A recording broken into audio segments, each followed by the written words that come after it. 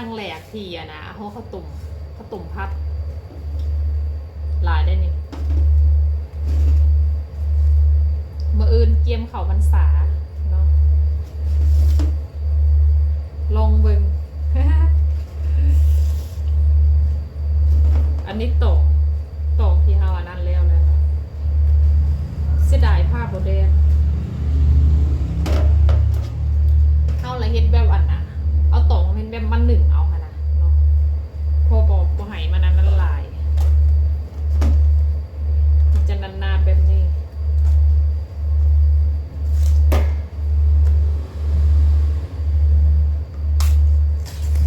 ตรงอันยังเดือ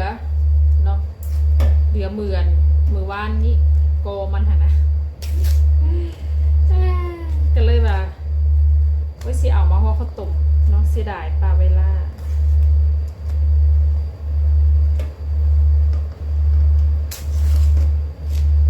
อันนี้เขาล่างแล้วเนาะล่างแล้ว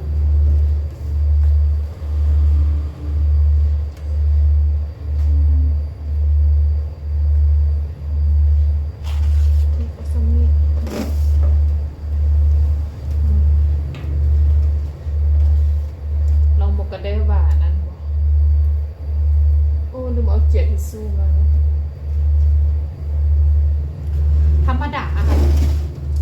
มันต้องมีอันนั้นเพิ่มเนาะมีอันน่ะอีหยังก็มะกล้วยนะแต่ว่าอันนี้เขาบ่ใส่มะกล้วยมีแต่ใส่แต่แบบกะทิมะพร้าวแล้วก็น้ำตาลเอาทางเฮ็ดอันกินแล้วก็เอาไปใส่บาตรเนาะ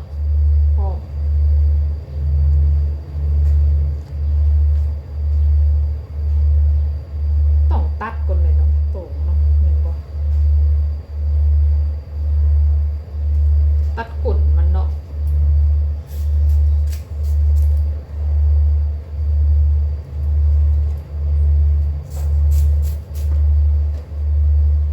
ข้างแหลมนั่นนี่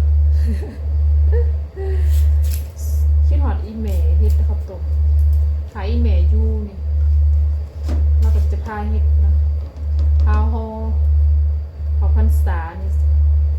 แม่มาห่อข้าวต้มตัดแบบนี้เนาะตองยังเดืออันน่ะห่ออันนั้นเมื่อวานนี้นะก็เลยว่าลองสิเฮ็ดข้าวต้มพัดคนเพราะว่ามื้ออื่นพอดีนะมื้อเข้าพรรษาแดงนะเนาะก็เลยลองเฮ็ดเบิ่งแต่ก็บ่ฮู้เฮ็ดเนาะเห็นเบิ่งนำมันเขาเจ้าอัน YouTube อ่ะนะเห็นเขาเจ้าเฮ็ดแล้วเฮาก็เรียนเฮ็ดเอานำเนาะแล้วก็คนนั้นบ่ได้อันนั้น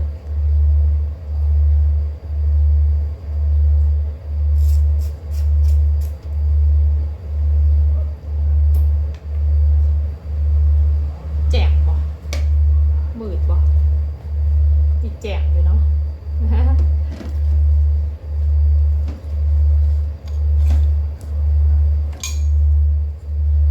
ตะกี้ก็ยักฮอได้ข้าวตุ่มแต่ว่านะย้อนว่าตัวเองฮอบ่เป็นเนาะแต่ว่าก็ฮ้อน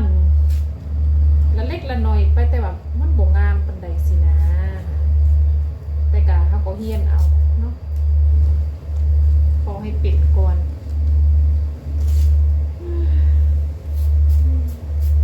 ขอให้ปิดก่อน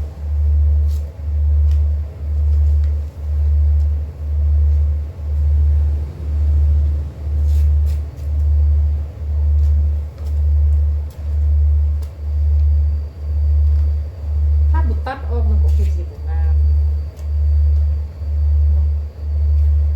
สมมุติเฮาสิห่อแนวนี้เลยพอบ่ตกแต่ว่าเข่าหันหน่อยลงเนาะเพราะว่าบ่เฮ็ดหลายเนาะเพราะว่าข้างแรกเด้เดี๋ยวอะนะ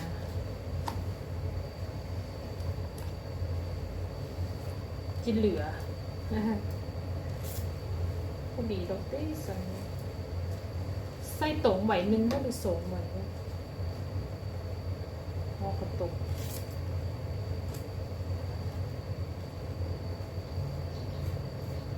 มื้ออื่นเขาพรรษาแล้วเนาะปีหนึ่งมีเถื่อนหนึ่งเดี๋ยวทุกคนปีหนึ่งมีเถื่อนหนึ่ง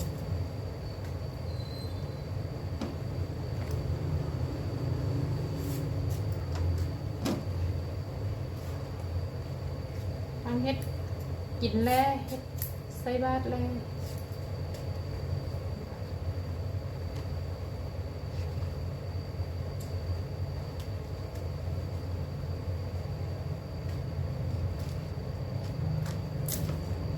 ต้องตัดนั่งกับตัดมันกับบอกมา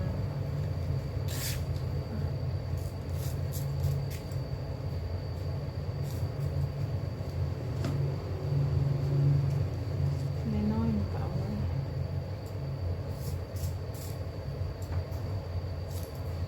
แดดอยู่บ่ฝ่ายสักเครื่องเต็มอยู่นี่เนาะฝ่าบนแลด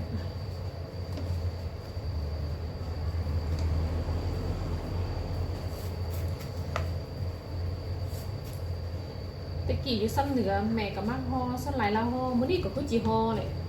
แม่เพราะเขาตกเก็บไปบ้านเหมือนเขาพรรษาเขาก็เฮ็ดตลอดเลยเนาะทุกปีก็ส่วนหลายก็ซื้อเอาค่ะนะแต่ปีนี้หันลองเบิ่งเนาะเย็นเฮ็ดเอาเนาะจังหน่อยมีลูกมีเต่ามาพอได้เฮ็ดให้ลูกกินเนาะบ่เฮ็ดงามไปยาเนาะเขาต้องเฮียนไว้ยานตะกี้มันแบบห่อบ่งามสินะมักยานสิใส่2 อันก็ตัวใส่อันนึงก็คือว่า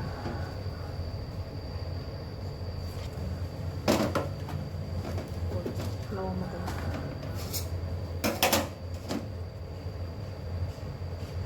มันจะเป็นแบบอันพวกแม่นั่นไอ้อย่างอันยุ่นหนาอันตรงอะนะบ่เป็นหนาตรงใส่ลงนี่บ่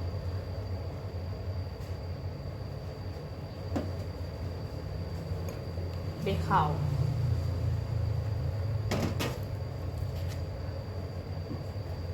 ข้าวต้มผัดเขาก็จะเฮ็ด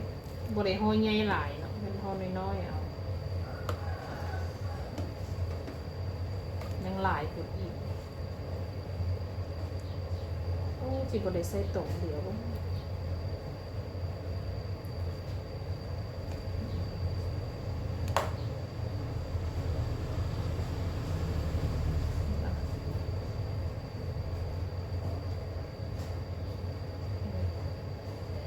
ใส่ใบตองก็เสมอกัน